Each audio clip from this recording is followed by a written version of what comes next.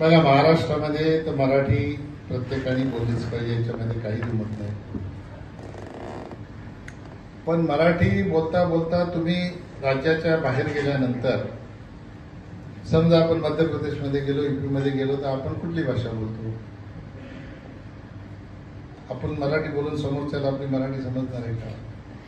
आणि म्हणून मराठीचा सगळ्यात जास्त आदर, पण दुसऱ्यांच्या भाषांचाही आपण अवहेलना करण्याचं काही कारण नाही. आपल्याला सगळ्याच भाषांचा आदर असला पाहिजे. आता आपण अनेकदा बघितलं, जे नेते आज विरोध करतात त्यांनी अनेकदा हिंदीमध्ये भाषणं केलेली आहेत.